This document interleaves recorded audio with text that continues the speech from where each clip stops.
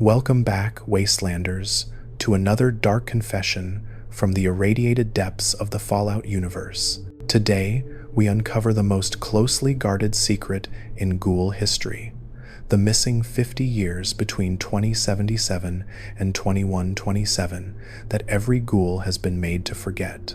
I was one of the first Ghouls in 2077, and I remember when we could still have children, still age, still die naturally, before the convergence changed everything. There's a reason no Ghoul talks about those early decades, a reason the histories are blank and the memories are gone. We made a deal with something in the radiation, offered up our children's minds for the gift of immortality, and the price was steeper than any of us understood. Now, after 200 years of silence, the truth is finally ready to be told, and what it reveals about the nature of Ghoulkind will change everything you thought you knew about the Wasteland.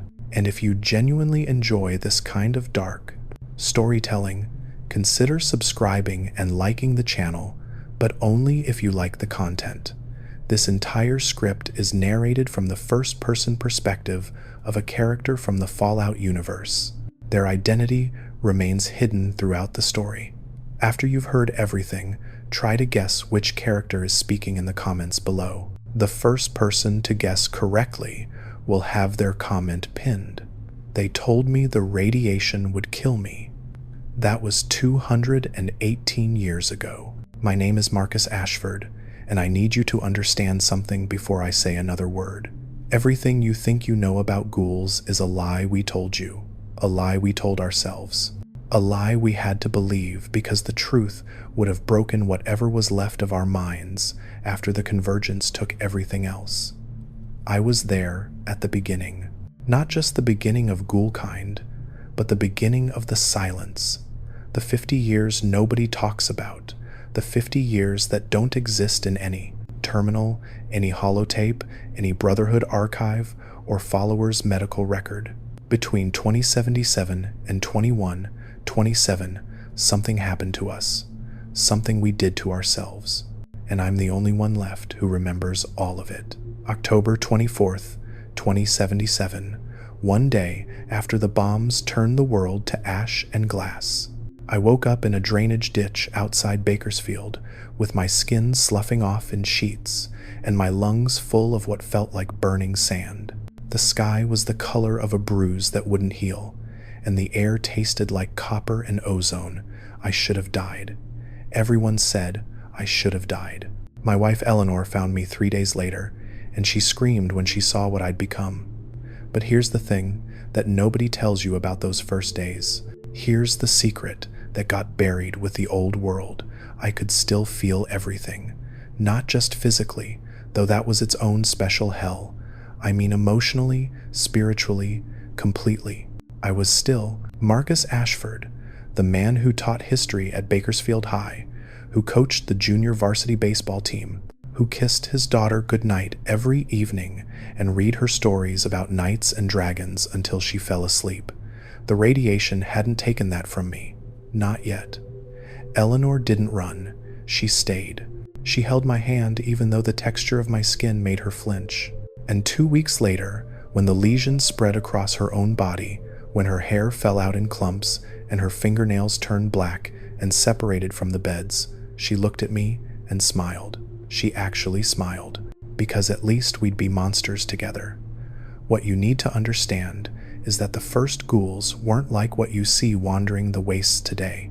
We weren't these shambling, isolated wrecks, hated and feared by everyone with smooth skin. In those early days, we were something else entirely. We were the immune, the adapted, evolution's answer to humanity's final and greatest mistake, and we were fertile. I know that contradicts everything the followers teach, everything the medical texts claim, everything the old Ghouls tell young smoothskins when they ask uncomfortable questions. Ghouls can't reproduce, they say. Ghouls are sterile. The radiation saw to that, but they're wrong. They're not lying to you. Not exactly. They just don't remember. They can't remember. The convergence made sure of that. In those first weeks after the bombs, Eleanor and I made our way to Vault 12 beneath Bakersfield. You know the story, or you think you do. The vault where the door was designed not to close. Vault Tech's little experiment to study what radiation would do to a sealed population. The survivors called themselves the first Ghouls, and eventually they'd found a city called Necropolis on the ruins above. But the official history leaves out the most important part. We weren't alone down there. There were children. Sarah was born on January 15th, 2078. Eleanor and I weren't even sure it was possible, but there she was, crying and red-faced and absolutely perfect. Her skin was smooth, not like ours, not mottled and necrotic and peeling. Smooth and pink and healthy. The radiation hadn't touched her in the womb. Instead, it had changed her, adapted her. She was immune from birth, and she was beautiful. Within months, there were dozens of them. Ghoul children, born to Ghoul parents, healthy and whole and resistant to the poison that saturated every inch of the wasteland. They could walk through fallout zones that would kill an unprotected human in minutes. They could drink irradiated water without so much as a stomachache. They were the next step, the inheritors, the ones who would reclaim the world our generation had destroyed. We called them the Adapted, and for a few years, we actually believed they would save us all. Here's where I need you to pay attention, because this is where the history you know starts to diverge from the history that actually happened. By 2080, we had established what the old records call Necropolis on the surface above Vault 12. Set was there, though he was nothing like the tyrant he'd become later, just another ghoul trying to survive. We had a functioning government, we had schools for the children, we had medical facilities, powered by the old vault generators, staffed by ghoul doctors who'd practiced medicine in the time before. I know this sounds impossible.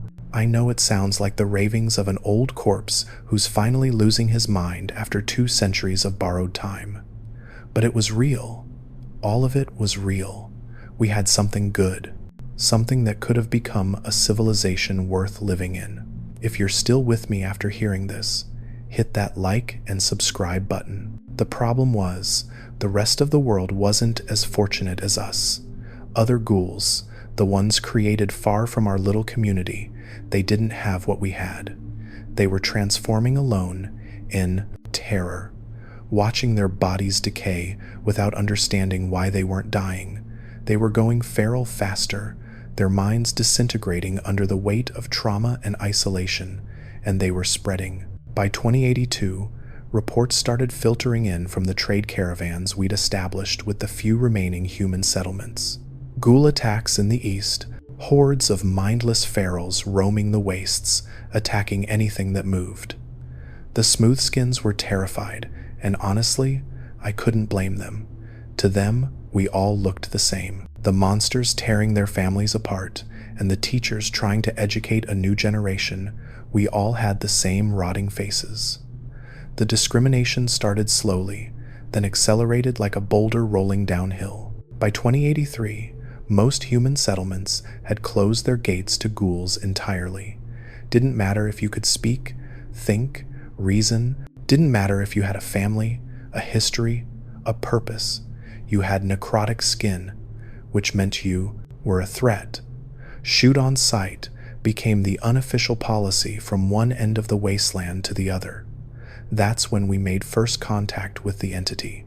I need to be careful here because I don't fully understand what I'm describing, and I don't think any ghoul truly does. Even those of us who survived the convergence, who remember what happened, we only saw fragments.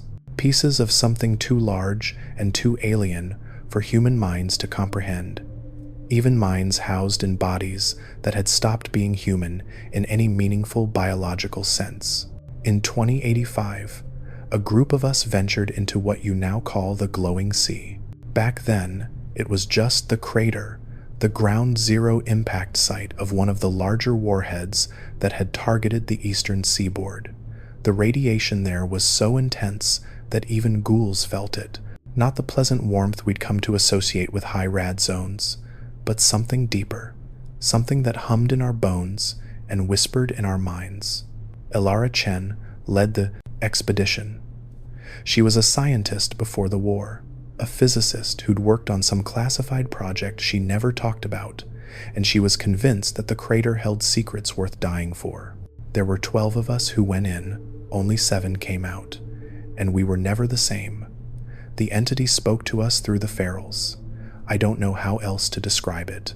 We were deep in the hot zone, surrounded by twisted metal and fused glass, and the shadows of buildings that had been vaporized in microseconds when we heard them, dozens of ferals, emerging from the ruins. But they weren't attacking. They were standing, watching, and then they started speaking.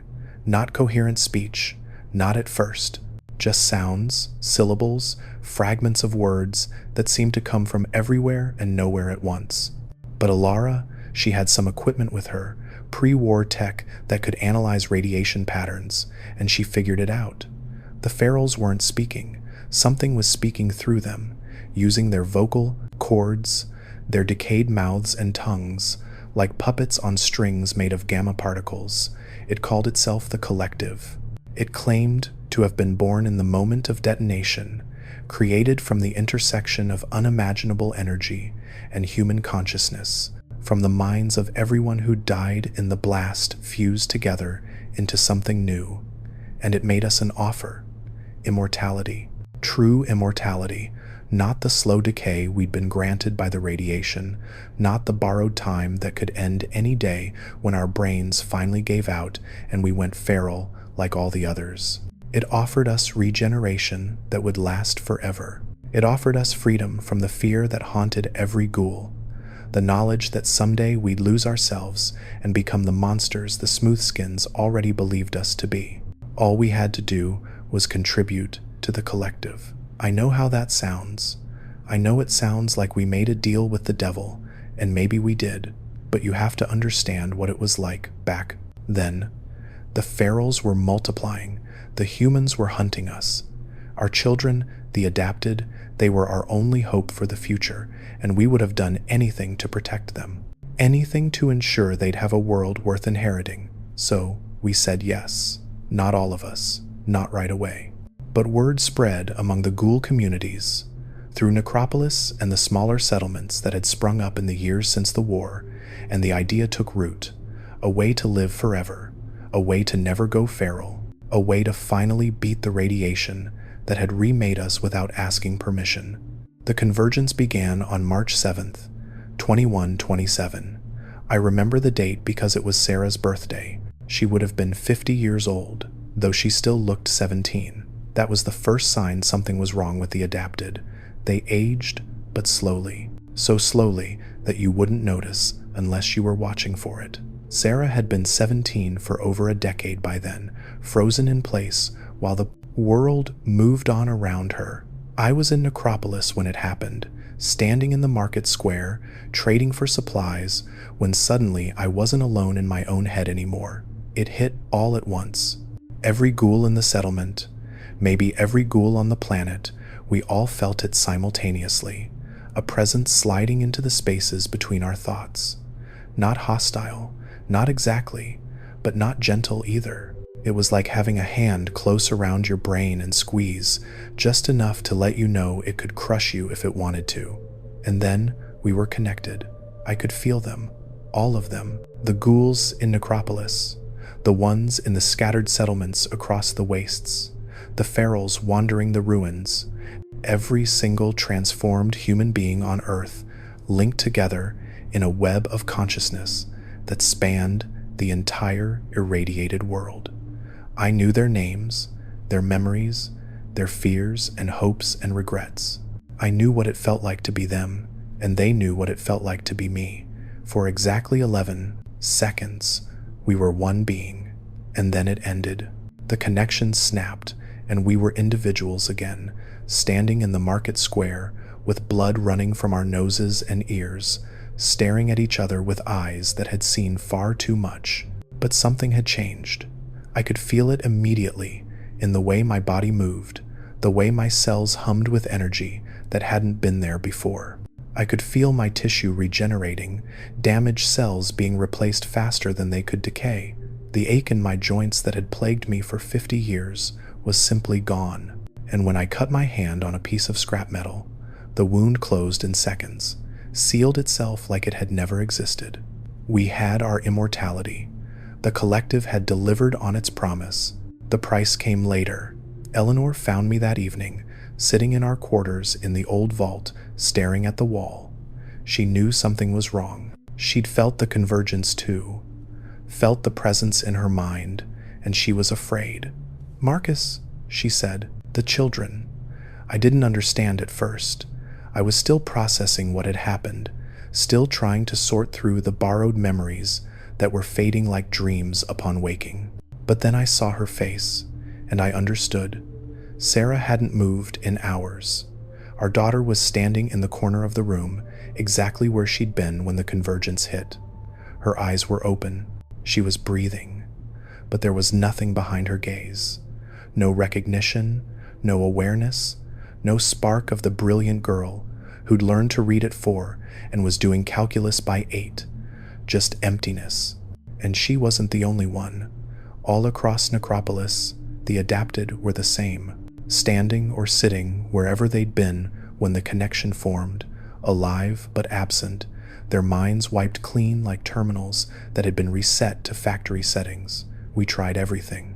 We talked to them, shook them, screamed at them. The Ghoul doctors ran every test they could think of, scanned their brains with pre-war medical equipment, pumped them full of stimulants and sedatives and everything in between. Nothing worked. The adapted were gone. Their bodies remained, but whatever had made them who they were had been taken in the convergence. That was when we understood what the collective had meant by contribute. It hadn't given us immortality out of generosity. It needed something in return, and what it needed was the adapted. Their minds, their consciousness, their potential, all that promise, all that hope for the future, harvested like crops and absorbed into whatever the collective was building in the heart of the glowing sea.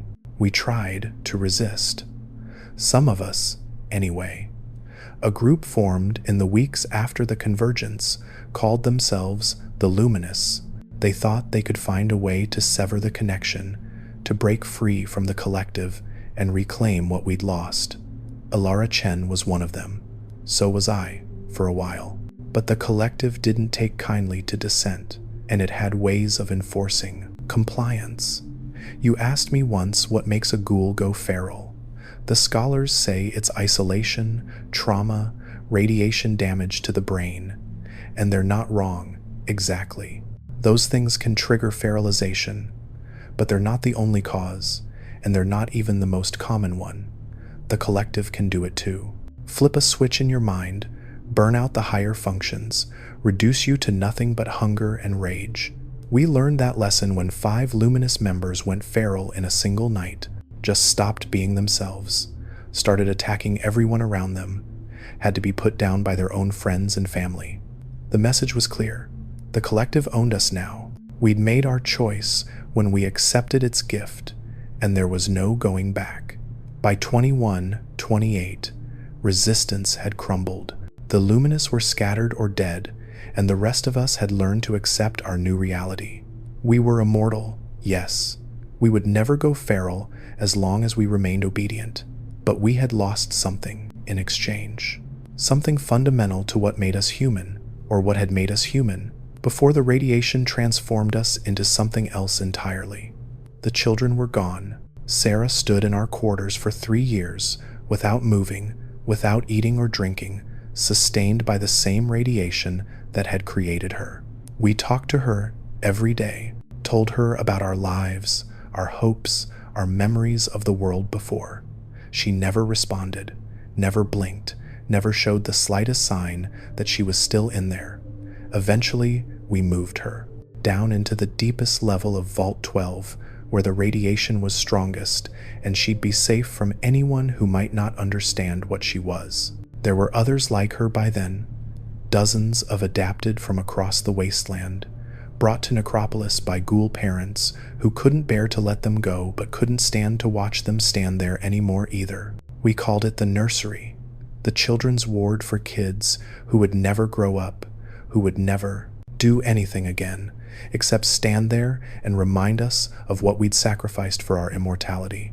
But here's the thing that haunts me. Here's what wakes me up in the dead of night, 200 years later, gasping for air my necrotic lungs don't need. I don't know if we made the wrong choice. The collective took our children, but it also took our fear. Ghouls don't go feral anymore, not unless the collective wills it. We don't have to worry about losing ourselves, about waking up one day as mindless monsters. We can form communities, build relationships, create something approaching a normal life, all because the collective holds our minds together. And reproduction? We couldn't have sustained it anyway. The wasteland was too harsh, resources too scarce. A population of immortal beings who could also reproduce would have overrun the world in a few generations. Maybe the collective knew that. Maybe it was protecting us from ourselves. Or maybe that's just what I tell myself so I can sleep at night. So I can look in the mirror without seeing the monster who traded his daughter's soul for a few extra centuries of borrowed time. The memory wipe started in 2129. By then, most ghouls had accepted that the convergence was irreversible, that we were bound to the collective forever, and the pain of remembering was too much to bear. So we made a choice, a collective choice, appropriately enough. We decided to forget not everything, not who we were or how we'd become ghouls, but the 50 years between the bombs and the convergence, that whole era of hope and promise and terrible mistakes. We let it go. The collective helped, reached into our minds, and excised the memories like a surgeon removing a tumor. Most ghouls don't remember the adapted, don't remember Necropolis in its prime, don't remember any of it. I'm one of the few who chose to keep everything. I wanted to remember Sarah. Even if it hurt, even if it drove me mad, I wanted to hold onto the knowledge that she'd existed, that we'd had something beautiful once before we gave it away. But I swore an oath with the others who remembered. We wouldn't speak of it. We wouldn't tell the new ghouls, the ones created after the convergence, what had really happened. Because if they knew, if they understood what the collective was and what we'd done to appease it, they might try to resist, and the collective would make them feral, just like it had made the luminous feral. Better to let them think ghoul society had always been fractured. Better to let them believe we'd always been sterile, always been hated, always been alone. The truth was too dangerous. The truth could destroy us all. So we built new histories, told stories about Set taking over Necropolis by force, about ghouls being solitary creatures by nature, about the impossibility of reproduction being a fundamental fact of our biology. And year by year, decade by decade, the lies became truth. The new generations believed them because they had no reason not to. The old ghouls believed them because they couldn't remember anything else. Only a handful of us carried the weight of what really happened. And one by one, over the centuries, the others let go too, found the burden too heavy, asked the collective to take their memories, slipped into the comfortable amnesia that made existence bearable. Now I'm the last, the final ghoul who witnessed the missing 50 years, the only living being who knows what we sacrificed for our immortality and what might still be waiting in the glowing sea. Because the collective isn't gone. It's still there, in the heart of the crater, pulsing with the consciousness of every ghoul who's ever lived and died and been absorbed into its mass. And sometimes, in radiation storms, I can still hear it whispering, offering to finish what we started. The years after the memory wipes were strange, empty in a way I hadn't anticipated. I'd chosen to remember, but that meant I was surrounded by ghouls who looked at me like I was speaking a foreign language whenever I mentioned the old days. They'd smile politely, nod along, then change the subject to something they actually understood: trading routes, settlement politics, the latest smooth-skinned caravan that had refused to do business with necrotic post-humans. I learned to keep my mouth shut, learned to nod along with their version of history, to pretend I believed the same lies they did. But it was lonely. God, it was lonely. Eleanor had taken the wipe in 2131, said she couldn't stand waking up every morning and remembering Sarah's empty eyes, said it was easier to forget she'd ever had a daughter than to carry the weight of what we'd done. I didn't blame her. I still don't. But after that, we weren't the same. How could we be? She'd look at me sometimes with this confused expression, like she knew there was something important she'd forgotten, something that connected us, beyond the surface-level details of our shared existence. But she could never quite grasp it, and I could never bring myself to tell her. We drifted apart over the next few decades, not dramatically, not with anger or betrayal, just slowly, the way a river splits around a rock and becomes two separate streams. By 2160, we were living in different settlements. By 2180, I hadn't seen her in years. I heard she went feral somewhere around 2200. I don't know if that's true. I don't think I want to know. The wasteland changed around me while I tried to figure out what to do with eternity. New factions rose and fell. The super mutants emerged from their vats beneath the military base, the Master building his unity from the bones of the old world. The Brotherhood of Steel locked themselves in their bunkers with their precious technology. The new California Republic planted its flag and started dreaming of empire. And the Ghouls? We did what we'd always done, survived, hid, built little communities where we could be left alone, then watched them get destroyed by someone who decided we didn't deserve to exist. Necropolis fell to the super mutants in 2157. Most of the ghouls I'd known in the old days were killed in the assault. The survivors scattered across the wasteland, some heading north to Found Gecko, others drifting east toward what would eventually become the Mojave. I went east, didn't have a destination in mind, just wanted to put distance between myself and the memories that clung to every corner of California. Ended up in the desert, wandering through ruins that didn't mean anything to me, sleeping in abandoned buildings that had never held anyone I loved. That's when I started noticing the ferals. Not in the usual way. I'd seen plenty of ferals over the decades, put down more than a few who'd attacked me or threatened settlements I was passing through. But these were different. They weren't aggressive. They weren't mindless. They were watching. The first time it happened, I was camped in an old gas station outside Prim. Woke up in the middle of the night with that feeling you get when someone's staring at you, and there they were, 3 ferals, standing in the doorway, their eyes reflecting the moonlight like animals. But they didn't move, didn't attack, just stood there, watching, for hours. When the sun came up, they wandered away like nothing had happened. I told myself it was coincidence. Ferals are unpredictable. Maybe they just lost interest, but it kept happening. Different ferals, different locations, always the same behavior. Watching, waiting, like they were keeping tabs on me. That's when I understood they were still connected. The ferals we'd thought were mindless, the ones we'd assumed had lost everything that made them people, they were still part of the collective, still receiving instructions, still serving whatever purpose the entity in the glowing sea had designed for them, which meant the collective was still watching me too. I want you to think about something. Every ghoul you've ever met, every necrotic post, human wandering the wasteland with their memories intact and their minds their own, they all have one thing in common. They recognize each other instantly. Doesn't matter if they've never met, doesn't matter if they're from opposite ends of the continent. 2 ghouls see each other for the first time, and there's this immediate understanding, this sense of kinship that goes beyond shared experience or common appearance. The scholars say it's because we're a persecuted minority. That trauma bonds us together, makes us instinctively trust our own kind. And that's part of it, sure, but it's not the whole truth.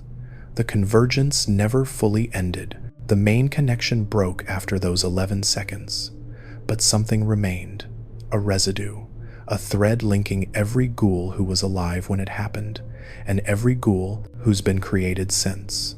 We recognize each other because on some level, some deep subconscious level we can't access or control, we're still sharing thoughts, still part of the same network. The collective made us a hive mind, and then it let go of the reins. But it didn't dissolve the hive. It's still there, lurking beneath the surface of every ghoul's consciousness, waiting for someone to pick up the controls again. What do you think would happen if someone did? If the collective decided to reassert itself, to reactivate the full connection and make us one being again? Would we lose ourselves like the adapted did? Would we become puppets, our bodies walking and talking but our minds absorbed into something larger? Comment below and tell me what you think. I spent the next few decades trying to learn more about what we'd unleashed. Traveled to the glowing sea twice, hoping to make contact with the collective, to understand what it wanted and whether there was any way to free ourselves from its influence. Both times, I was turned back by the ferals. They weren't watching anymore. They were hurting, pushing me away from the crater, making it clear that I wasn't welcome. So I tried other approaches, dug through pre-war archives, looking for anything that might explain what the collective actually was. Talked to other old ghouls, the ones who'd chosen to remember, trying to piece together a fuller picture of the convergence from their fragmented recollections. Most of them were useless. They'd kept their memories but hadn't thought about them in so long that the details had faded to nothing. They knew something had happened in 2127. They knew it had changed them, but they couldn't tell me anything I didn't already know. Then I found the Institute. I know what you're thinking. The Institute was destroyed. The sole survivor saw to that, or the Brotherhood did, or the Railroad, depending on which version of history you believe. But the Inites Command Institute I'm talking about wasn't the one under the Commonwealth. It was something older. Something that existed before the sole survivor ever climbed out of Vault 111. In 2273, I was in the capital Wasteland, trading for supplies in a settlement near the Potomac. Got to talking with a scavenger who claimed he'd found something interesting in an old government bunker. Pre-war documents, he said. Classified stuff. Most of it was too damaged to read, but there was one file that had survived more or less intact. Project Prometheus. According to the documents, Prometheus was a joint operation between the federal government and a private research consortium based in the Commonwealth. Their goal was to develop a method for transferring human consciousness into artificial bodies, synthetic organisms that could survive in irradiated environments, that wouldn't age or decay, that could be mass-produced to serve as the perfect workforce for rebuilding America after the inevitable nuclear war. Sound familiar? It should. That's the Institute's whole thing. Synths, artificial humans. But the documents I found predated the Institute by decades.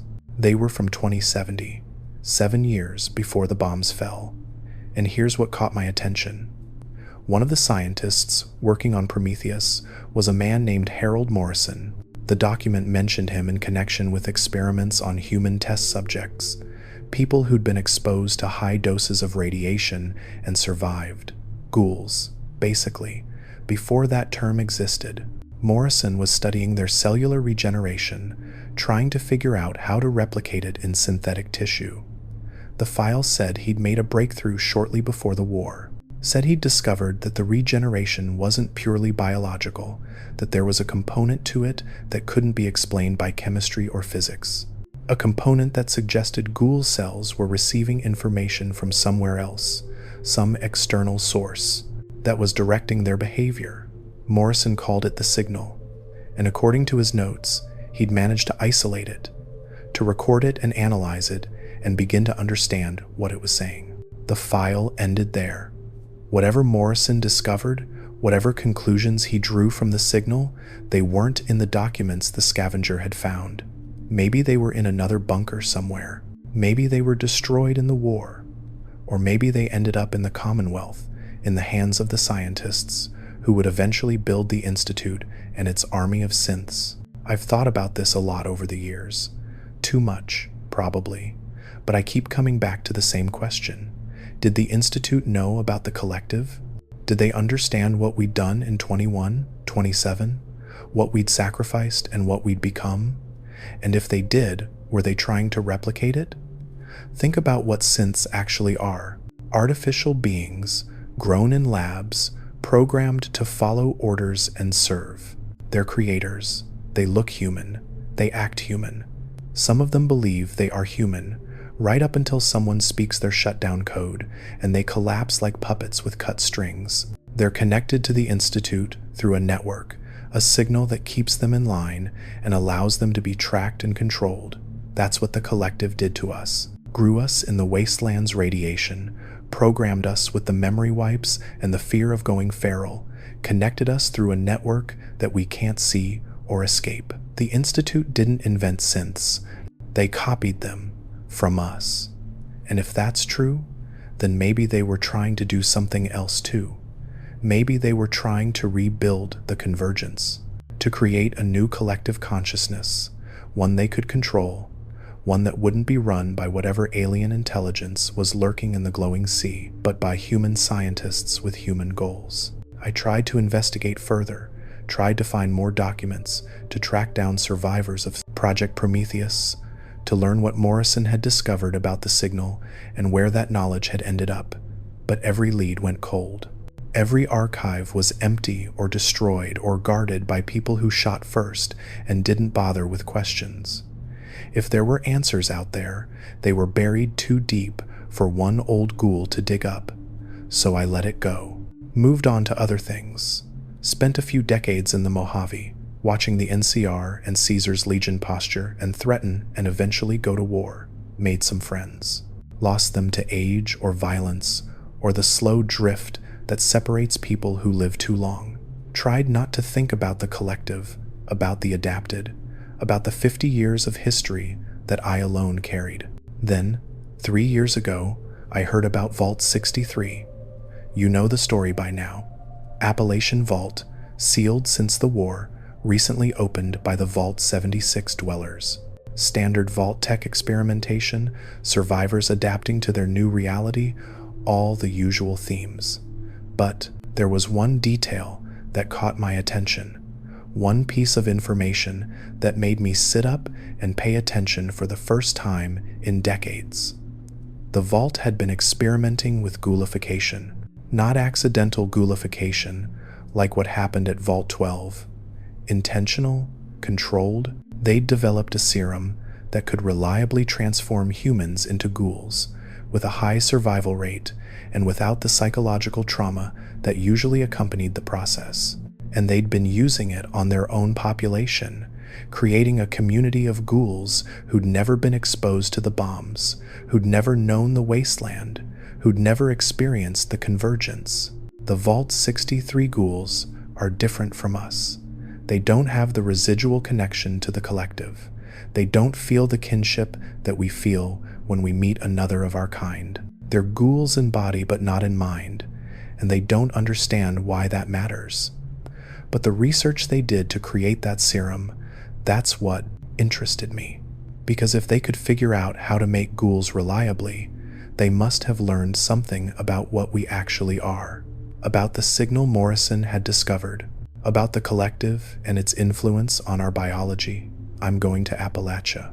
I've been planning the trip for months, gathering supplies, plotting routes, preparing myself for whatever I might find when I get there, because I think the answer is in that vault.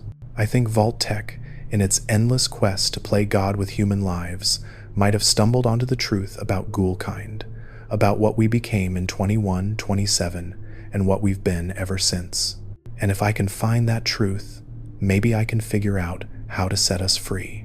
If this story has kept you listening this far, and you want more of these dark confessions from the Wasteland, hit that like button. It really motivates me to create similar Fallout lores. Before I go though, there's something else I need to tell you. Something I've been putting off because it's the hardest part of this whole confession to say out loud. The children still exist. The adapted, the ones whose minds were taken in the convergence. They're still down there in the nursery. still standing in the dark, unchanged after 150 years. I've been back to check on them. Not often, maybe once every few decades, but I always go. I tell myself it's to make sure they're safe, that no one's found them and hurt them or tried to exploit them. But that's not really why. I go because Sarah is there, my daughter, frozen at 17 forever, her eyes open but empty, her body sustained by the radiation that suffuses the lowest levels of Vault 12. She's exactly where I left her in 2128. Hasn't moved, hasn't aged, hasn't shown the slightest sign of awareness. But last time I visited, something was different. It was about 6 months ago.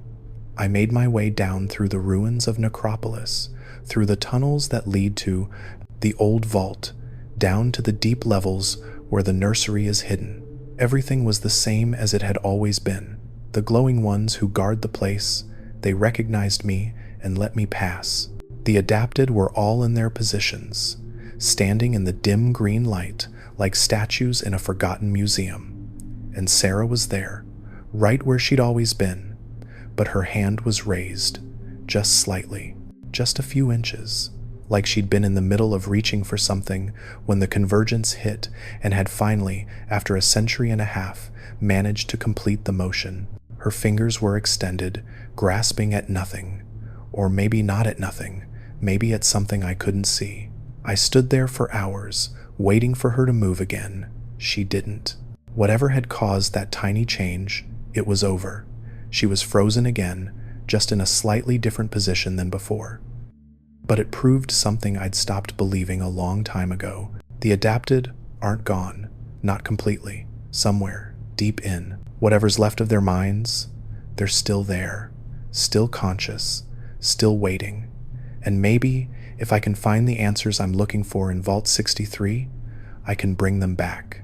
That's the hope I'm carrying with me to Appalachia, the desperate, probably delusional hope that I can undo what we did, that I can break the collective's hold on us, free the children we sacrificed, and finally make peace with the choices we made in those missing 50 years.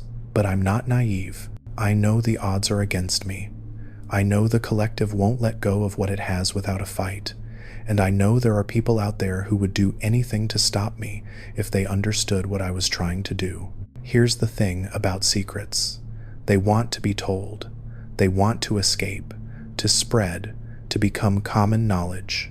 And the secret of the missing 50 years has been buried for so long, has been pressing against the walls of my mind with such force that I'm afraid it's going to break free whether I want it to or not. That's why I'm telling you this.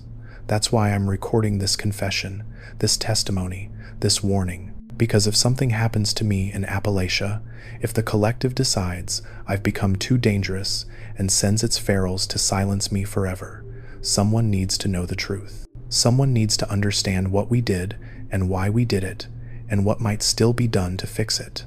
But I also need you to understand the risks. If you know what I know, you become a target. The old ghouls who still remember, the ones who took the oath with me back in 2129, they'll come for you, not because they're evil, not because they want to hurt you, but because they believe the truth will destroy us. They think the collective will punish any ghoul who learns about the convergence, and they're probably right. So here's my question for you. Is the truth worth dying for? If you knew a secret that could set people free, but might also get you killed, would you spread it or keep it to yourself? Think about that and let me know in the comments. The glowing ones are another piece of this puzzle I haven't fully explained. You know what they are, more or less. Ghouls who've absorbed so much radiation that they've become bioluminescent, walking reactors who emit enough rads to kill an unprotected human in minutes. Most of them are feral. The radiation that made them glow also cooked their brains, left them with nothing but instinct and hunger. But some of them aren't. Jason Bright out in the Mojave, he's a glowing one, and he's lucid as anyone I've ever met. More than lucid, actually. He's visionary. Claims he receives messages from something he calls the Creator. visions that guide him and his followers toward a promised land he calls the far beyond. I met him once, about 15 years ago, tracked him down at the Repcon test site where his bright brotherhood was preparing their rockets for launch. I wanted to know if he understood what he was, if he knew why he'd become a glowing one without losing his mind. He didn't, or if he did, he wasn't telling. He talked about faith and destiny and the Creator's plan, and I listened politely and tried not to roll my eyes. But there was one thing he said that stuck with me. One offhand comment that he probably didn't even realize was significant. He said the light was a gift, that before he became a glowing one, he'd felt alone, cut off, adrift in a world that had forgotten him. But after the change, he felt connected to his followers, to the Wasteland, to something vast and incomprehensible that existed beyond the boundaries of his own mind. That's the collective. That's what he's feeling. The glowing ones are more connected to it than regular ghouls, more tapped into the network that links us all together. That's why most of them go feral. The signal is too strong, too overwhelming. It burns out their higher functions and leaves them as pure conduits for the collective's will. But Jason Bright is different. Somehow, he's found a way to receive the signal without being destroyed by it, to channel it into something productive, even if that something is a cult of ghouls building rockets to fly to a sacred place that probably doesn't exist. He's an ambassador. That's what I think. A bridge between the collective and the individual ghouls who make up its network. And if I could figure out how he does it, how he maintains his sense of self while being more connected than any of us, maybe I could use that knowledge to free the adapted, to bring them back from wherever the convergence took them. But I never got the chance to ask him. The Brotherhood launched their rockets a few years after my visit, flew off into the sky on a pillar of atomic fire, and no one's heard from them since. Maybe they found their far beyond. Maybe they crashed in the desert, and their bones are bleaching in the sun. Either way, they're gone, and whatever secrets Jason Bright knew about, Collective went with them. So now I'm back to Vault 63, back to hoping that Vault Tech, of all people, stumbled onto something useful in their endless experiments. There's irony there, and I'm aware of it. Vault Tech created us. Their experiment at Vault 12, their deliberate choice to leave the door open and flood the population with radiation, that's what started all of this. And now, I'm hoping they can help me end it. But that's the wasteland for you. The people who hurt you the most are sometimes the only ones who can heal you. The monsters and the saviors are often the same faces wearing different expressions. You learn to take help where you can find it, even if the hand that's helping you is the same one that pushed you down in the first place. I'll be leaving for Appalachia in a few days. I've got my route planned, my supplies packed, my weapons cleaned and loaded. It's a long journey from the Mojave, weeks of walking through territory I don't know, past settlements that might not welcome a ghoul, through radiation zones that would kill anyone who isn't like me. But I've made longer journeys. I've survived worse odds, and for the first time in a century, I have something that feels like purpose, a reason to keep going beyond simple stubbornness, beyond the fear of what happens if I stop. I'm going to find out what we are. I'm going to learn the truth about the collective and the signal and the missing 50 years. And if there's any way at all, to bring Sarah back, to wake her from that endless frozen sleep and tell her I'm sorry for what I did, I'm going to find it, even if it kills me, even if it kills all of us. The journey took 6 weeks. 6 weeks of walking through desert and mountain and forest, through territories controlled by raiders and factions, and things that didn't have names. I kept to myself as much as possible, traveled at night when I could, avoided settlements unless I absolutely needed supplies. Not because I was afraid of a fight. After 2 centuries, you lose most of your fear of dying. But because I didn't want to leave a trail. Didn't want anyone knowing where I was headed or why. The collective was watching. I could feel it the whole way, that faint pressure at the back of my mind, that sense of being observed by something vast and patient. The ferals tracked me through Nevada and Utah and Colorado, always staying just far enough away that I couldn't confront them, close enough that I knew they were there. They weren't trying to stop me. Not yet. They were gathering information, reporting back to whatever passed for a central intelligence in the network. I wondered what they made of my journey, whether they understood what I was looking for and why, whether they'd already decided what to do about me and were just waiting for the right moment. Appalachia was different from anywhere I'd been in a long time. Greener, more alive. The bombs had hit it hard in places, left craters and dead zones and all the usual scars.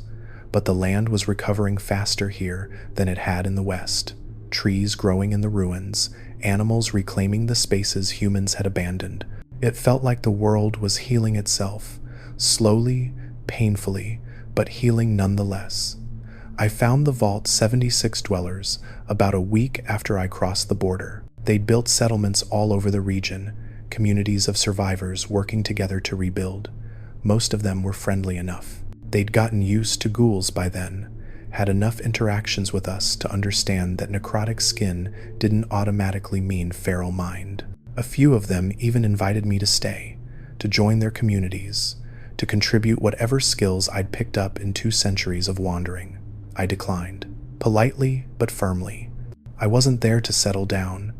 I wasn't there to build a new life. I was there for answers, and I couldn't afford to get distracted by the comforts of community. Vault 63 was harder to find than I'd expected. The dwellers knew about it, of course. It had been all over their radio stations when the seal broke and the first ghouls emerged from its depths. But the vault's location was kept quiet, protected by the ghoul community that had formed around it. They called themselves the Revenants, and they didn't trust outsiders. It took me 2 weeks to make contact. 2 weeks of asking questions in the right places, dropping hints that I was one of the old ones, that I had knowledge worth trading. Eventually, word got back to someone who mattered, and I woke up one morning with 3 ghouls standing over my bedroll. They didn't introduce themselves, didn't explain who they were or what they wanted, just told me to follow them if I wanted to see the vault. So I did. The Revenant settlement was built into the side of a mountain, hidden from casual observation by rocks and vegetation, and what I suspected was deliberate misdirection. Probably 100 ghouls, living there, maybe more. They had farms, workshops, a medical clinic, all the infrastructure of a functioning community. It reminded me of Necropolis in the early days, before Set took over, before everything went wrong. Their leader was a woman named Lucia Harwick. She'd been human before the vault opened, one of the scientists who'd worked on the ghoulification serum, and she'd been among the first to test it on herself. She was maybe 40 years transformed, which made her practically a newborn by my standards, but she had a sharpness to her that I respected, a sense that she understood more about what we were than most ghouls ever bothered to learn. She met me in her office, a converted storage room deep in the settlement's main building. There was a desk, a few chairs, filing cabinets full of papers and holotapes. Nothing fancy, nothing that suggested she thought of herself as anything more than an administrator trying to keep her people alive. Marcus Ashford, she said, looking at a file in front of her. Born 1942, ghoulified October 24th, 2077, one of the first, one of the oldest still walking. You've done your research. We do our research on everyone who comes asking questions about the vault. She closed the file and looked at me. What I can't figure out is why you're here. You're not looking to join us. You're not looking to trade. So what do you want? I thought about lying. Thought about giving her some cover story that would get me access to the vault's records without revealing what I was actually after. But something about her made me think that would be a mistake, that she'd see through it and throw me out before I learned anything useful. So I told her the truth, all of it. The convergence, the collective, the adapted, the 50 years of history that had been erased from Ghoul memory. I told her about Sarah, about Eleanor, about the choice we'd made and the price we'd paid. I told her about the signal Morrison had discovered and my theory that the Institute had tried to replicate it. I told her everything I'd spent 2 centuries keeping secret. She listened without interrupting, without reacting really, just sat there with her hands folded on the desk, taking it in, processing it. When I finished, she was quiet for a long time. "That's quite a story," she said finally. "It's not a story, it's what happened." I didn't say, "I don't believe you." She leaned back in her chair. "I'm just trying to figure out what you expect me to do about it. I want access to your research. The ghoulification serum, the work you did to create it. You must have learned something about what we are, about the mechanism that makes transformation possible. I need to see that research." "Why?" "Because I think it might help me understand the collective, and if I can understand it, maybe I can find a way to break free from it, to free all of us." She studied me for a long moment. "You know what I think? I think you've been carrying this secret for so long that it's become the only thing you are, the only thing that defines you, and you're so desperate to give it meaning, to make all those years of silence worth something that you'll chase any lead, no matter how thin, maybe. Does that mean you won't help me?" "No."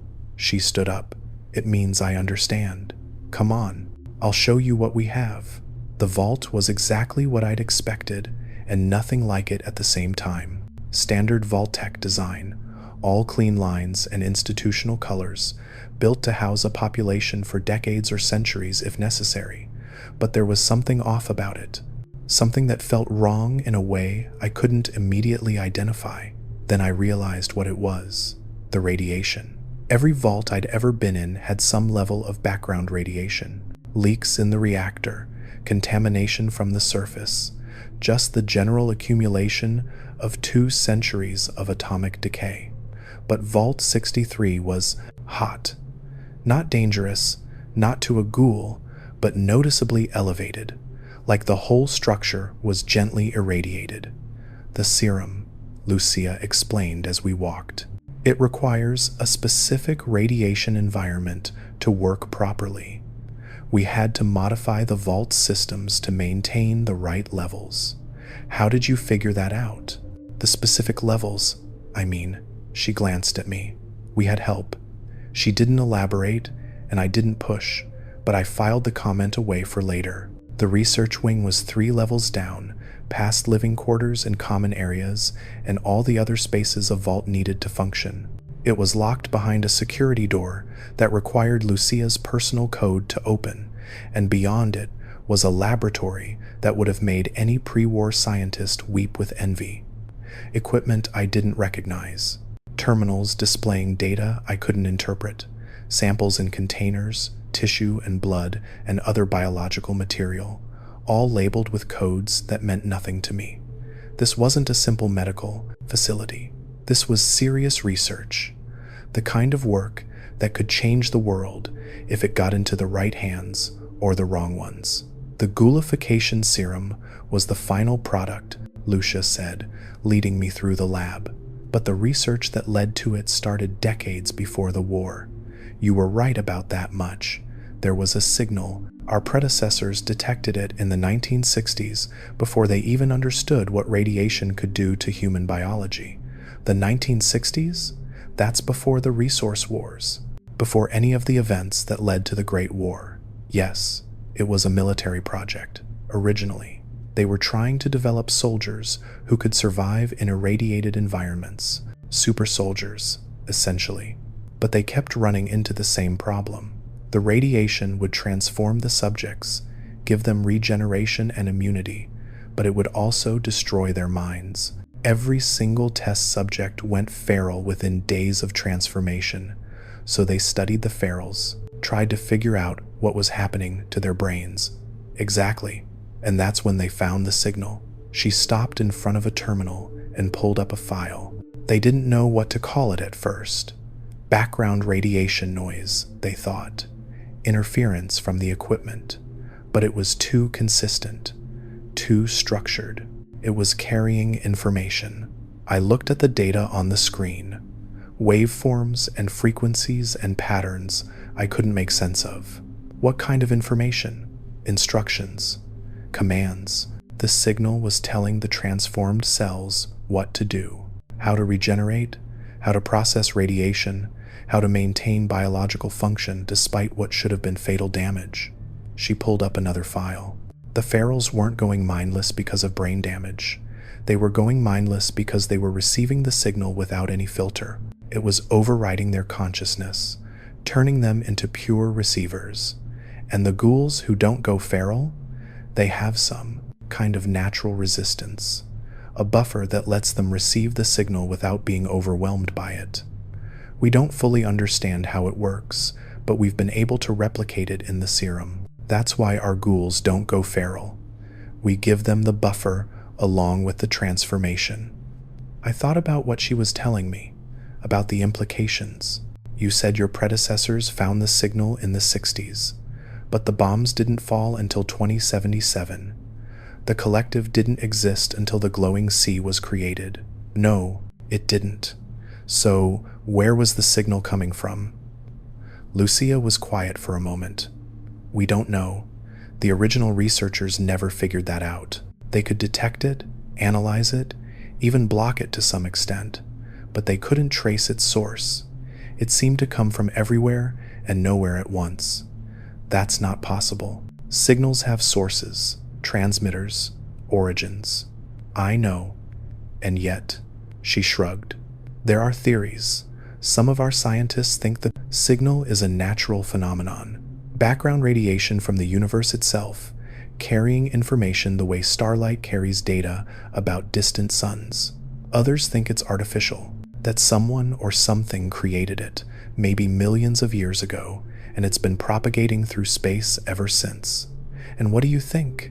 She looked at me with those sharp eyes. I think it doesn't matter. The signal exists. It's been shaping life on this planet since before humans evolved, and now it's shaping us.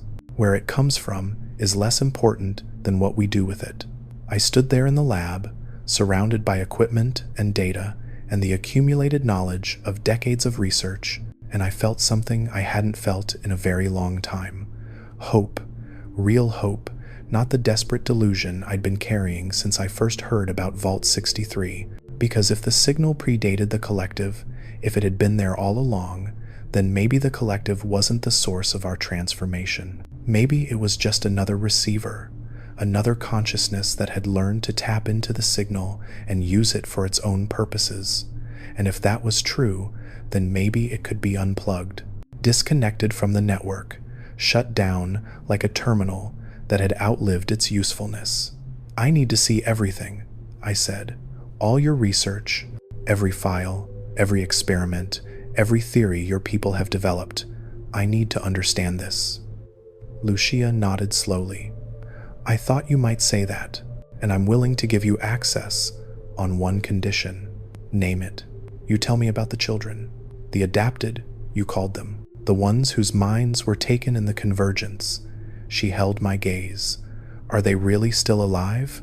Yes. Where? In Vault 12, in Necropolis, hidden in the deepest levels where the radiation is strongest. And you think they can be brought back? That their minds can be restored? I thought about Sarah, about her hand raised slightly after 150 years of stillness. I think something is still in there, some part of them that survived the convergence.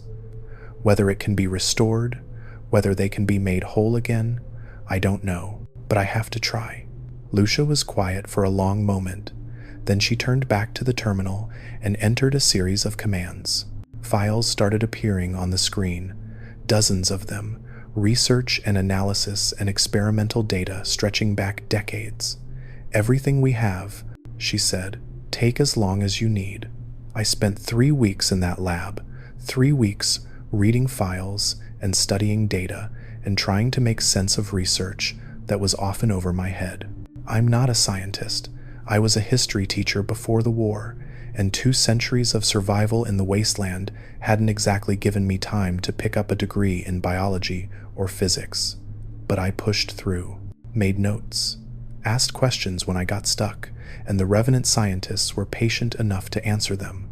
What I learned changed everything I thought. I knew about Ghoulkind. The signal wasn't just instructions. It was a carrier wave, a medium through which consciousness itself could be transmitted. The ferals weren't being overwritten by commands from some external source. They were being absorbed, their minds uploaded into the signal, merged with whatever else was in there, added to a collective consciousness that had been growing since the first living thing was exposed to radiation and survived. We were all part of it. Every ghoul who'd ever existed, every feral who'd lost themselves, every glowing one who'd burned too bright and gone mad. Our minds were in the signal, contributing to it, being shaped by it. The collective I'd encountered in the glowing sea wasn't an alien entity. It was us. All of us, merged together, speaking with one voice. And the adapted hadn't been taken.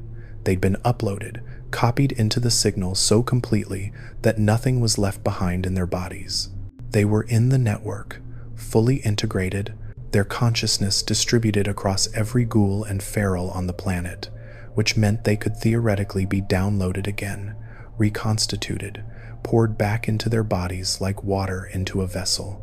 If I could figure out how, the Vault 63 scientists had theories, methods that might work, based on their research into the signal and its properties, but they were all theoretical, untested, and the risks were enormous.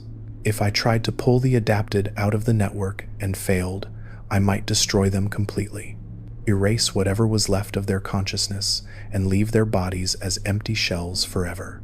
Or worse, I might damage the network itself, tear holes in the signal that couldn't be repaired, kill every ghoul connected to it, feral and lucid alike, millions of minds, wiped out because I wanted to save my daughter. Here's a question for you. If you could save someone you loved, but doing so might kill thousands of people you've never met, would you do it? Where's the line between acceptable sacrifice and unforgivable murder? Think about that and let me know what you believe. I almost gave up, sat in the lab one night, staring at the data, and seriously considered walking away, going back to the Mojave, living out the rest of my existence in quiet obscurity, letting the adapted stay where they were. At least they weren't suffering. At least they were part of something larger than themselves. Maybe that was enough. Maybe that was better than the alternative. But then I thought about Sarah's hand, that tiny movement after a century and a half of stillness. She was still in there, still trying to reach out, still waiting for someone to pull her back. I couldn't abandon her. Not again. So I kept working, kept studying the research, refining the theories, trying to find a method that would work without destroying everything. And slowly, piece by piece, I started to see a way. The key was the buffer, the natural resistance that some ghouls had, the thing that let them receive the signal without being overwhelmed.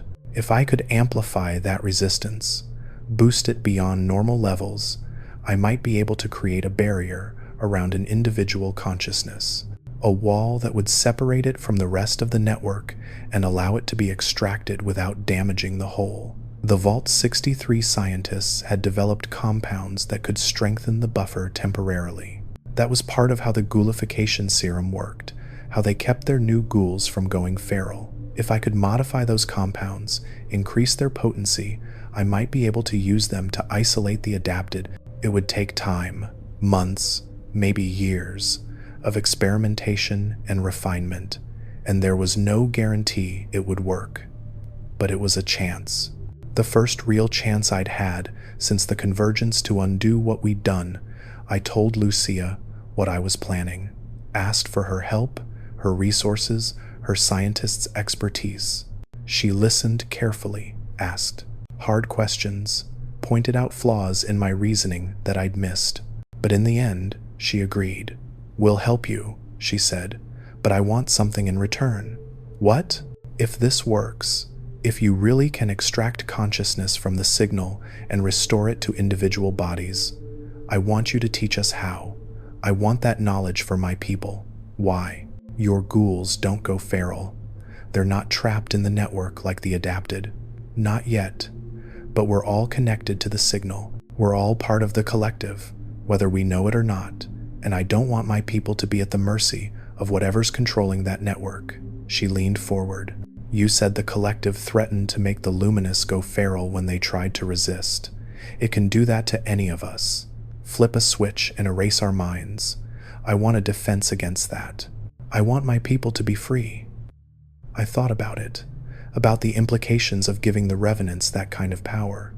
They could use it to isolate themselves completely, to cut their community off from the rest of ghoul kind, or they could use it as a weapon, threatening to sever other ghouls from the network if they didn't cooperate. But those were possibilities, not certainties. And Lucia had been straight with me from the beginning. She'd given me access to her research, her facilities, her people's knowledge. She deserved the same in return. All right, I said. If it works, I'll teach you everything I learn. We shook on it, and then we got to work. The experiments took 8 months. 8 months of testing compounds and measuring results and adjusting formulas and testing again. We used feral ghouls as subjects at first, ones who'd been captured in the wild and couldn't be saved anyway. Tried to isolate their consciousness from the network, to create the barrier I'd theorized. It didn't work. Not at first. The compounds weren't strong enough, or the delivery method was wrong, or the buffer just couldn't be amplified enough to make a difference. Feral after feral, failure after failure, I started to think I'd been wrong about all of it, that the adapted really were gone forever, and I was just torturing myself with false hope. Then, on the 273rd day, something changed. The subject was a feral we'd captured near the cranberry bog. Female, probably 60 or 70 years, transformed, completely mindless. We administered the latest version of the compound and waited, and she looked at me. Not the empty stare of a feral, not the mindless gaze of a creature running on instinct. She looked at me with awareness, with recognition, with something that might have been fear. "Where am I?" she whispered. Her voice was rough, damaged by decades of disuse, but the words were clear. What happened to me? She was back. We'd pulled her out of the network and restored her consciousness to her body. The barrier had worked. I should have been overjoyed. I should have been celebrating, shouting, telling everyone in the vault that we'd done it. But all I could feel was terror. Because if we could bring one feral back, we could bring them all back. Every mindless ghoul in the Wasteland, every monster that had torn apart settlements and murdered innocents, they could all be restored to lucidity. What would happen when they remembered what they'd done? Her name was Dorothy Marsh. She'd been a nurse before the war, working at a hospital in Charleston. She remembered the bombs falling, remembered the chaos and terror of those first hours, the sky turning red, the buildings coming down around her. She remembered feeling sick, feeling her skin start to change, feeling her mind start to slip away. And then nothing. 70 years of nothing. A blank space where her consciousness should have been. It was like sleeping, she told me, weeks later, after she'd recovered enough to have real conversations. But not peaceful, not restful. I was aware, somewhere deep down, that I existed. But I couldn't think, couldn't feel, couldn't remember who I was or why I mattered. I was just part of something, a drop in an ocean, the collective. I didn't know it had a name. I didn't know anything had names. But yes, I was in there, merged with millions of other minds, all of us dissolved into the same soup. She shuddered. I could feel them. Everyone who'd ever gone feral, everyone who'd been absorbed. They were all still there, still conscious on some level, still aware. But they couldn't separate themselves from the whole. They'd forgotten how to be individuals. But you remembered, because you pulled me out. You gave me back the walls that kept me separate, the barriers that made me Dorothy instead of just another voice in the chorus. She looked at me with those ancient eyes in that ruined face. Do you have any idea what that means? What you've done? I did. That was the problem. I understood exactly what I'd done, and it terrified me more than anything had in 200 years.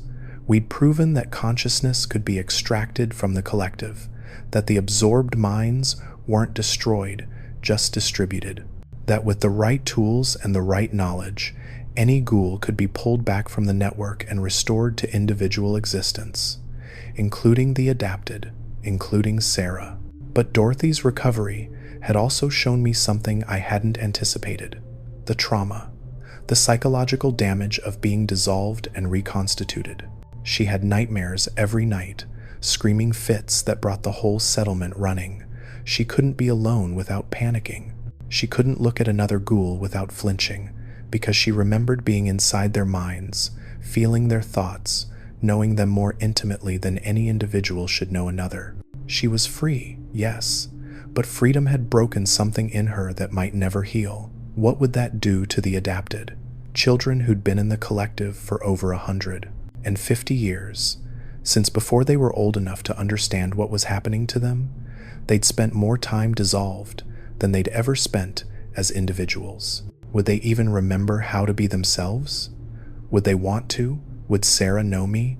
Would she want to know me? After everything I'd done, I kept working. What else could I do? I'd come too far to stop, learned too much to pretend I didn't know it, and despite my fears, despite the very real possibility that I was about to make things worse, I had to try. I owed Sarah that much. I owed all of them. The next 6 months were the hardest of my existence. We refined the compound, increased its potency, developed delivery methods that would work on the adapted's unique physiology.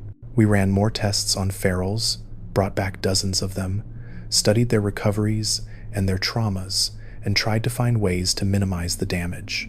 Some of them adapted well, found new purposes, new communities, new reasons to exist as individuals. Others never recovered, couldn't handle the separation, the loneliness of being one mind instead of millions. A few of them walked into the wasteland and never came back. A few others asked us to put them down. Every death was on me, every broken mind, every failed recovery.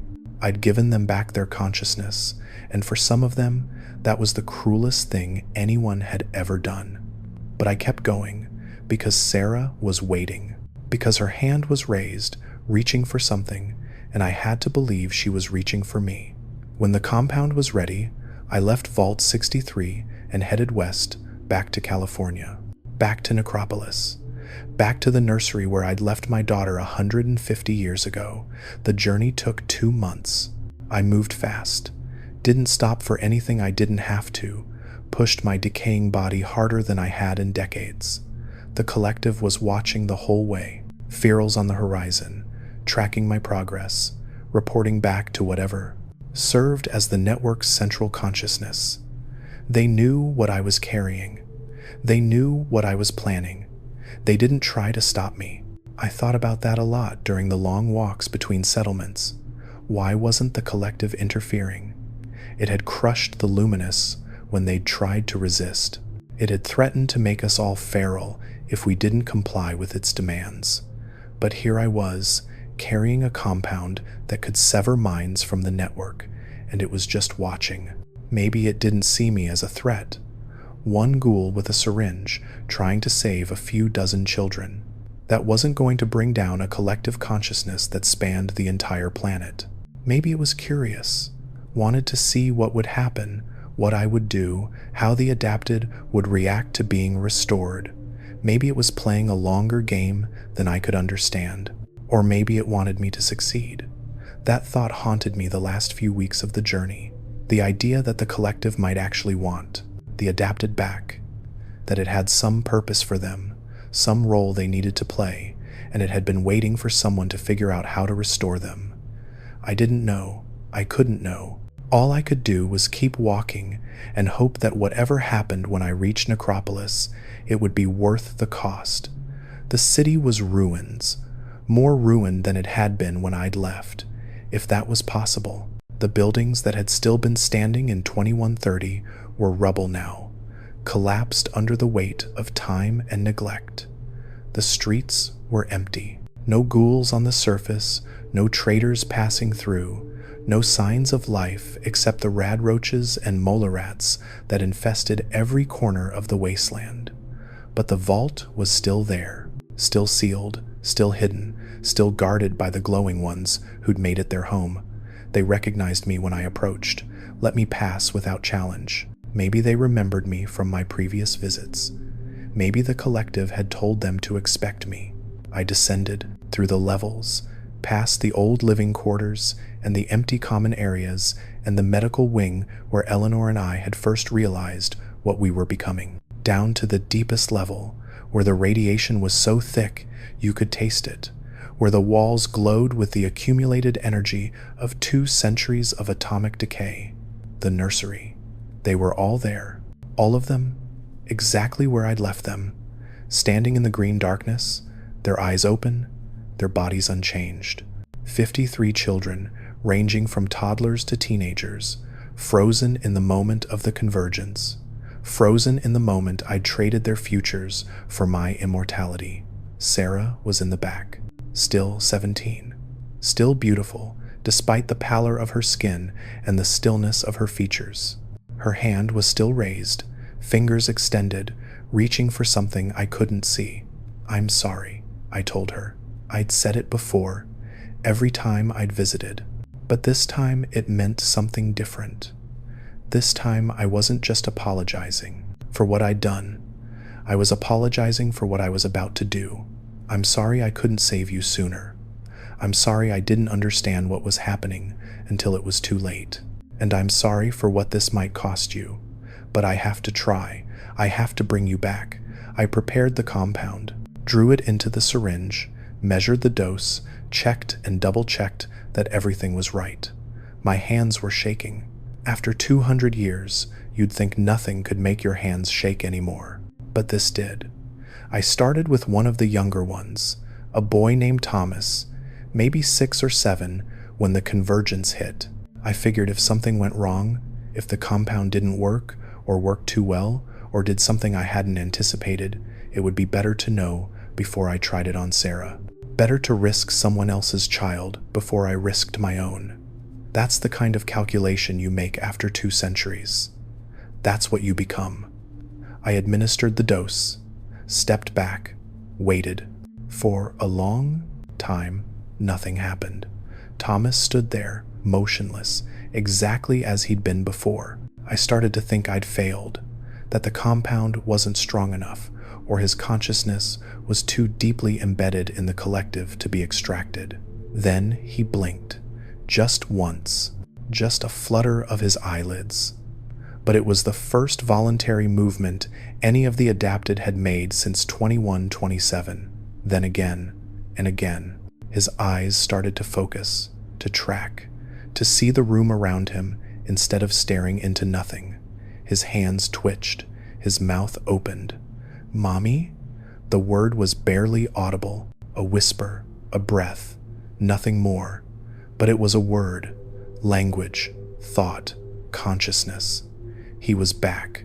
I caught him when his legs gave out, held him while he cried, while his body remembered what it was like to feel things, while his mind tried to process 150 years of existence as part of something larger than itself. He didn't know who I was, didn't know where he was or what had happened, but he was alive. He was aware. He was himself again. One by one, I brought them back, administered the compound, waited for the signs of returning consciousness, caught them when they fell. Some of them woke up screaming. Some of them woke up silent, too traumatized to make a sound. A few of them didn't wake up at all, their minds too damaged by the long dissolution to reconstitute properly. But most of them came back. Most of them opened their eyes and saw the world and remembered that they were individuals, separate beings with their own thoughts and feelings and histories. I saved Sarah for last. I stood in front of her for a long time before I could bring myself to administer the dose, looking at her face, her eyes, her raised hand, trying to memorize her exactly as she was in case this was the last time I'd see her like this, in case the restoration went wrong and I lost her all over again. I love you, I told her. Whatever happens, whatever you remember, whatever you feel about me when you wake up, I love you. I always have. Then I injected the compound. The wait was longer this time. Minutes stretched into what felt like hours while I watched for any sign of change. Her eyes stayed fixed on the distance. Her hand stayed raised. She didn't blink, didn't twitch, didn't give any indication that the compound was having any effect. I started to panic, started to think I'd waited too long, that 150 years was too much, that Sarah was gone forever and I'd never get her back. Then her fingers closed, slowly, so slowly I almost missed it. But they closed, curling into a fist, completing the motion she'd started back in 2127, and she looked at me. Dad, I don't have words for what I felt in that moment. There are some experiences that language can't capture, some emotions too vast and complex to be reduced to syllables. All I can tell you is that I fell to my knees and wept like I hadn't wept since the day the bombs fell. Wept like the old man I was, the broken monster who'd sacrificed everything for a chance at this moment.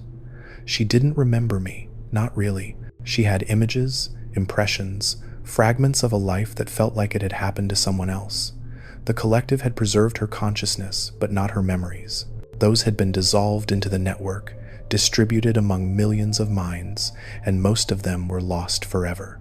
But she knew I was her father, knew I'd come for her, knew I'd spent 2 centuries trying to make right what I'd done wrong, and she forgave me. I don't know why. I wouldn't have forgiven me, but she did. Held my hand and told me it was okay, that she didn't blame me, that she understood why I'd made the choice I made. She was 17 years old, and she was comforting me. And I realized that whatever the convergence had taken from her, it hadn't taken her grace. We stayed in the nursery for 3 days, letting the adapted recover, helping them adjust to being individuals again, trying to prepare them for the world they were about to enter. Most of them had no idea what had happened since the convergence, no idea about the factions and conflicts and changes that had shaped the Wasteland over the past century and a half. They were children of the old world, waking up in a future they couldn't have imagined. I told them what I could, about the NCR and the Brotherhood and the Legion, about the Institute and the synths and the railroad, about ghouls and smoothskins and the discrimination that we faced everywhere we went.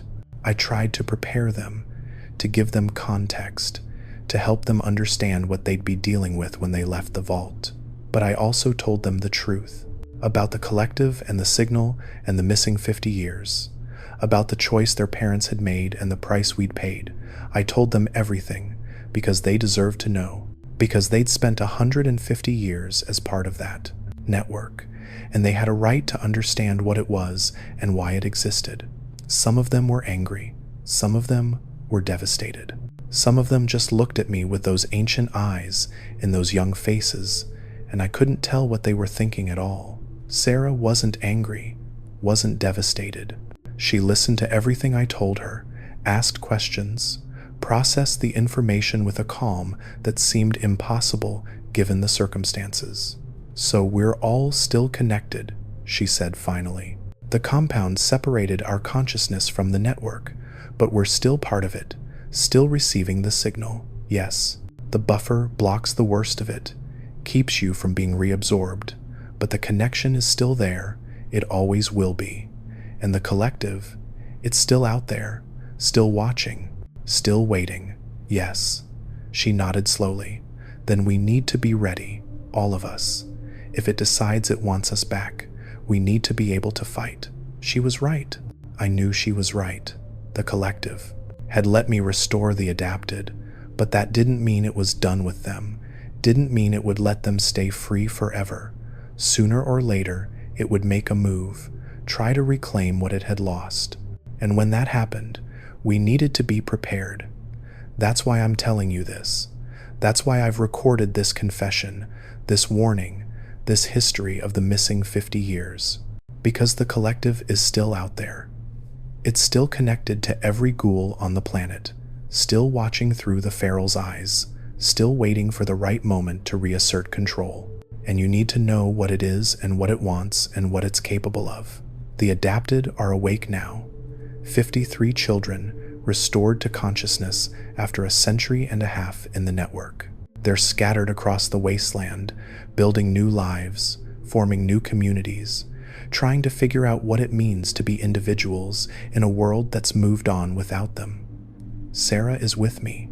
We're traveling together, father and daughter, making our way through the ruins of America and trying to find a purpose. She's not the girl she was before the convergence.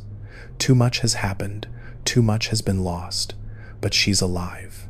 She's aware. She's herself. And that's more than I ever thought I'd get. The collective is quiet for now. The ferals have stopped following me. The whispers in radiation storms have faded to nothing, but I don't think it's over. I think this is just a pause, a holding of breath before the next phase. Maybe the collective is planning something. Maybe it's adapting to what I did, finding new ways to control us, developing countermeasures for the compound that freed the adapted. Maybe it's waiting for us to lower our guard, to forget what we learned, to become complacent in our freedom. Or maybe it's satisfied. Maybe it got what it wanted. I still don't understand why it let me succeed, why it didn't stop me when it had so many chances. Maybe restoring the adapted served some purpose I can't see. Maybe the collective is playing a game so complex that I'm just a pawn, and my victory was always part of its plan. I don't know. After 200 years, I've learned to accept that I don't have all the answers, that some questions are too big for any one mind, even a mind that's been thinking about them for centuries. But I know this: the truth matters. What we did in those missing 50 years, the choice we made, and the price we paid, that matters. You deserve to know it. All ghouls deserve to know it. Because we're still living with the consequences. We're still connected to the collective, still vulnerable to its influence, still carrying the weight of our ancestors' sins. And the only way to fight something is to understand it. So that's my confession, my testimony, my warning. I'm Marcus Ashford, one of the first ghouls, one of the last who remembers. I've walked this wasteland for 218 years, and I've seen things that would break most minds. But I'm still here, still fighting, still trying to make things right. If you're a ghoul listening to this, know that you're not alone. Know that there are others who remember, who understand, who are working to free us from the collective's control. Find them, join them, help them develop defenses against the network, ways to protect our minds from being absorbed again. If you're a smooth skin, know that we're not your enemies. We're not mindless monsters or ticking time bombs or any of the other things you've been told. We're people, just like you. People who've suffered and sacrificed and lost more than you can imagine. All we want is to live, to be free, to have a place in this world that we didn't choose but have to make the best of. And if you're the collective, if you're listening through the feral's ears or the glowing one's eyes, know this: we're not going back. The adapted are free, and we're going to stay free. Whatever you're planning, whatever move you're going to make, we'll be ready, we'll fight, and we'll win, because that's what we do, that's what we've always done. Ghouls survive, it's what we're made for. If this confession meant something to you, leave a like.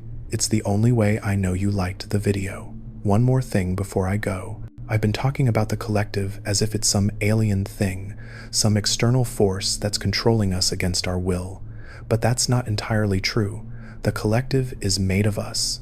Our minds, our memories, our experiences, everything that's been absorbed into the network is still there, still part of the whole, which means we're not just the collective's victims, we're its components, and that gives us power. If enough of us learn to access the connection consciously, to navigate the network instead of just being carried along by it, we might be able to change things from the inside, reshape the collective into something better, something that doesn't erase individuals, but enhances them, a true meeting of minds freely chosen, mutually beneficial. That's the hope I'm carrying now. Not just freedom from the collective, but transformation of it. The chance to take the thing that's haunted us for 2 centuries and turn it into a gift. Maybe that's naive. Maybe the collective can't be changed, only escaped or destroyed. But after 200 years of cynicism, I think I've earned the right to a little hope. Sarah thinks so too. She remembers what it was like in the network, remembers the billions of minds she was merged with, and she doesn't think they're evil, just lost, just waiting for someone to show them another way. We're going to try. That's all I can promise. We're going to try to find that other way, to build something new from the wreckage of the old. And if we fail, at least we'll fail while fighting for something worth believing in. That's more than most people get. Stay safe out there, Wastelanders. Keep your weapons ready and your minds your own. And if you see a ghoul with ancient eyes and a raised hand, reaching for something you can't see, give them a chance. They might be one of ours. End of confession.